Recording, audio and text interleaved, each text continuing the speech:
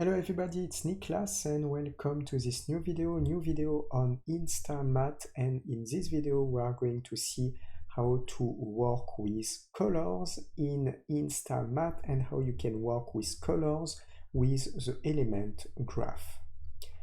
Subscribe to this YouTube channel if you like the content. First link on the description. The complete course InstaMAT is available. So if you want to learn this software starting from scratch with the course structure, it will be on the first link on the description.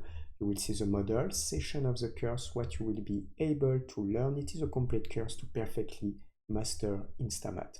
Second link on the description, the website in link with this YouTube channel. You can discover software in these YouTube channels. There are different views, and in the second link on the description, it is a summary of all the graphic courses available. So you can pick a course and you can learn any graphic software. So let's start with InstaMAT. We are in the element graph mode. So in this element graph mode, we can use different nodes to create a realistic materials. And my first base will be right click here.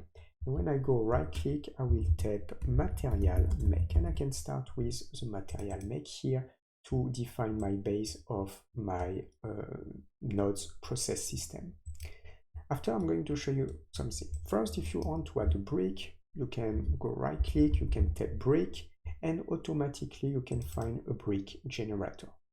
Here we are only going to focus on how to add a color. I will click on the material make, and I will go on the preview as 3D materials and right click view image base color, just like that. So after to do this work, I will link the brick generator to the base color. And when you have a brick generator, just like this, what we can do, we can go on the right and you can, for example, work with bevel value. So here, for example, I can work with a bevel value to reduce the bevel value at something like 0.1, and you can define the number that you want. So here on this axis, I can define, for example, 6, and on this axis, maybe 8. And I can obtain this render. I can turn like this on my preview. In some patterns, like the brick generators, automatically you can add a color, so you don't have any special things to do. You can just add a color like this, and that's it. You don't have more things to do. You can just add a color, and it's definitely pretty convenient and it's pretty simple. Just add color directly on the patterns, but in many cases it's not possible. So let's remove this brick generator, and I will go right click here and I will search shape. So when you type shapes, you will have categorized shapes, and you have different type of shapes that you can use here. Let's take an example. I will add an ellipse. So I will click on the ellipse here. And if I put the ellipse to the base color, just like this, as you can see, if you go in the ellipse option, the ellipse appearing here, you can change the size, and you have foreground. But if you change the color of the foreground, as you can see, nothing happens. You don't see your ellipse.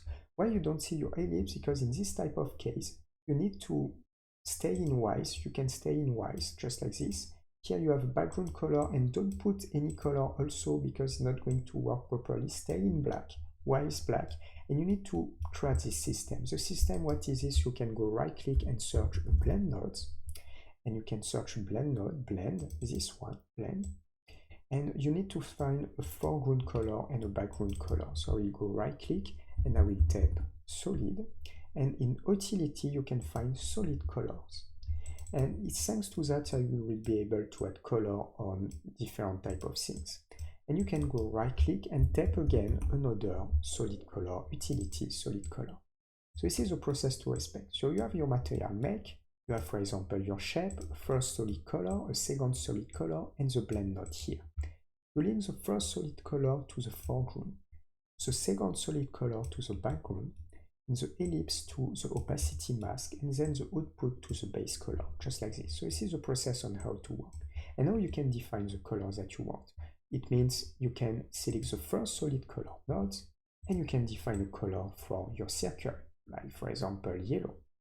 And you can define the second solid color, and you can define a background color, like for example red, and that's it.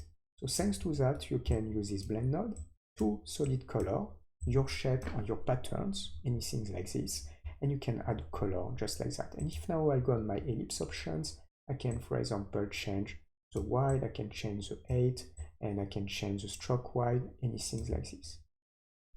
So this is how to work, and it works for everything. So we are going to repeat this process 2 times. So let's take an example with the patterns. I can go right click and I can tap patterns. You have different type of patterns when I scroll down that you can use. And in this type of case, I will use structure basket width, or you can directly tap basket width. And I will repeat the same process, because if I link to the base color and I click on this, as you can see, I cannot edit the color directly. I only have white and black. So I will click on this link, remove, and I will go right click and I will tap blend. So I will search first blend nodes, then right click solid, and I will tap another solid node, right click solid and another one, like this one, just like this. And after, something that I will do, it's to link the solid color to the foreground, this solid color to the backgrounds, these basket waves to the opacity mask, and this one to the base color. Then I will click on this base color and I will replace by, for example, this type of blue, or let's just change this type, maybe something like this type of color, and I will click on this one and I will replace by maybe something like this one, or I can do maybe something more red, and on the first one you can put any color. I can put again this type of color, just like this. As you can see, it's definitely pretty convenient, and this is how you can add colors directly. And let's select a last example. And if you want any different color, you can adjust in a fast way. Here I can select another one of blue colors. Let's select my last example. I will click and delete this one, and this one with delete on the keyboard, and I will go right click. You can also apply this on something like noise. So I can tap noise. You have a lot of type of categorized noise that you can use. Let's select some basic noise. You have fractal sum here, and I will define the fractal sum noise. It is same if I link the fractal sum to the base color, just like this. As you can see in the 2D view and the 3D view, we only have white color and black color. We are only in black and white. So if I want to add a color, it's also possible. I will delete the link here and delete the link here. And I will repeat the process with right click. And the first node that I need, it is the blend node. So I will select a first blend node, and then right click, I will define another solid color. And right click and I will define another solid color again, and I will place my 2 solid color here and the fractal sum on this area. Then I will put this first solid color here, this second solid color here, so foreground, backgrounds, the fractal sum on the opacity mask, and the output to the base color. Why everything is in black? Because the foreground and the background are in black, so we just need to click on the foreground, and I can replace the color by something. And I can put something like this color, and I can click on the backgrounds and I can replace by something as well. I can also adjust this color and make something darker here. So now I have this color on this area and this color on this area as well. I come back to the material made, because I don't have anything on the rudeness and metalness. If I want to adjust the rudeness value, I can. If I want to adjust the metalness value, I can also, just like that.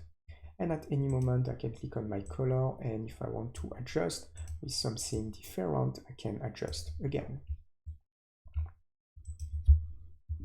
This is how we can process if we want to add colors directly on different type of thing, on the shape, on the patterns, on when you add noise like this, you can add any color using this process.